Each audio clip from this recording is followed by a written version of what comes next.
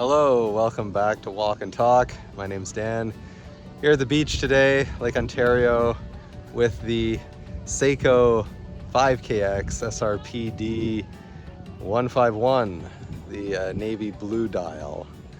So just wanted to walk and talk a little bit about the watch.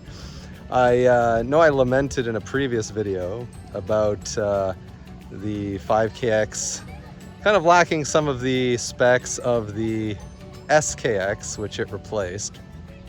And there's a fair argument to be made for that. When I purchased this watch, this was the very first automatic watch I ever bought. And so I was completely ignorant at that time of the legacy of the SKX, the kind of enthusiast status that it had in the community. I was just looking for a dive style watch. I watched a couple of YouTube videos that recommended Seiko as a brand, and I purchased it. And at the time, I really didn't care too much about screw down crowns or Hardlex instead of sapphire or any of those things. I just liked the way the watch looked, and it's actually performed very well in daily life. I've had it for almost 3 years now. And it's been a good little watch. Obviously not an ISO certified diver. Has 100 meters of water resistance, push-pull crown. But again, for a day at the beach like today, I'll probably go in the water a little later, get it wet. I've been swimming with it before, holds it very well. So it's not always about specs. It has a bit of a sentimental value for me as my first automatic watch. And that's why I love it, and that's why it has a special place in the rotation. So right out of the gate, this video isn't going to be a completely objective review, because I have sentimental attachment to this watch. However, it's also not going to be an exercise in bashing this watch, because it's not the SKX. I'm going to try to make the case that it's been unfairly criticized for living in the long shadow cast by the SKX. Of course, if your entry point to the hobby was the SKX, I can certainly appreciate the nostalgia. However, there are many valid gateways into the hobby, and this Seiko 5 happens to be mine. The Seiko 5 line, introduced in 1963, stood for 5 key characteristics for daily viability: an automatic movement, a day-date display, water resistance, a recessed 4 o'clock crown, and a durable case and bracelet. The modern Seiko 5 line continues this tradition. The SRPD151 is one of their dive-style models, with a 120-click unidirectional timing bezel. It measures 42.5 millimeters in diameter, but a lug-to-lug of only 46 makes it wear smaller. My wrist is 7 inches or 18 centimeters for reference. It's a tad thick at 13.5, but wears comfortably overall. Powering the watch is the reliable Seiko 4R36 with hacking, hand winding, and 41 hours of power reserve. This movement is so reliable that you probably have one in your collection even if you don't own a Seiko.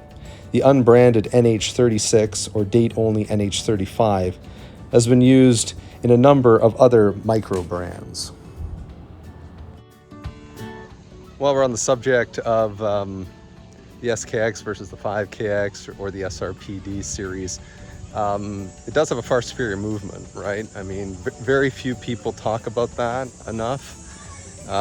Whereas the SKX had it was the 7S27, which was a non-hand winding, non-hacking movement. You had to basically give it the old Seiko shuffle or Seiko shake. Whereas this one has the 4R36, which does hand wind, does hack, is, a far superior movement. So you're getting the sort of viability of that superior movement, even if you're getting maybe a downgrade in utility and other respects with water resistance, etc. In terms of looks, it's a very attractive watch. It features brushed and polished surfaces. The dial has applied indices and a beautiful sunburst effect, a very thick, legible handset, and a useful day-date aperture at 3 o'clock.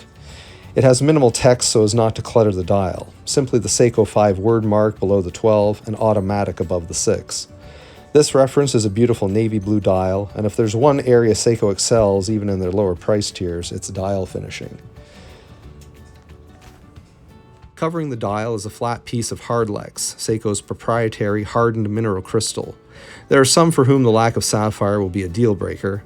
However, it has good clarity, and mine has held up well with no visible scratches despite having taken its share of knocks over the years. The main criticism of this watch is lack of a screw-down crown and decreased water resistance of only 100 meters.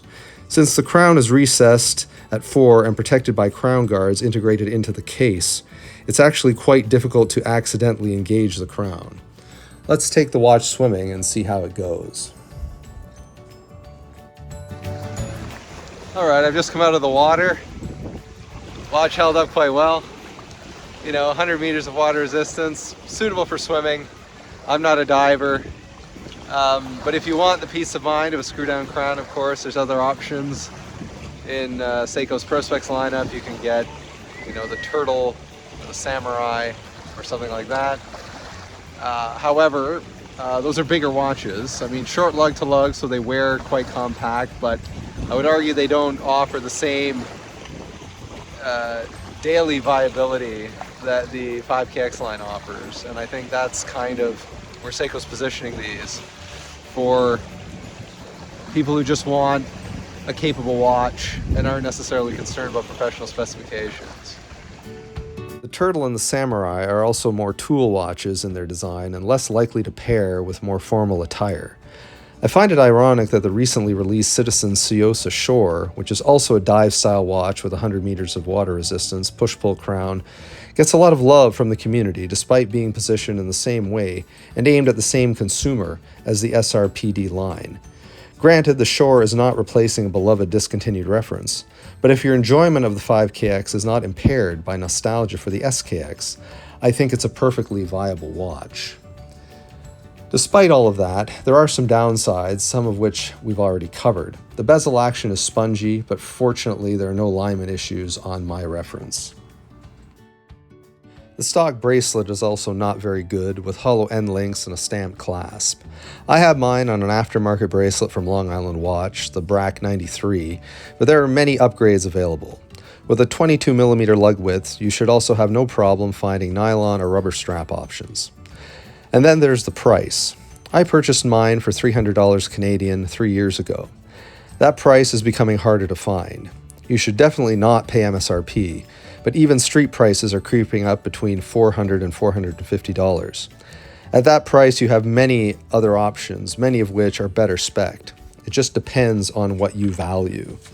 If you're interested in Seiko as a brand, this is still a very approachable entry point.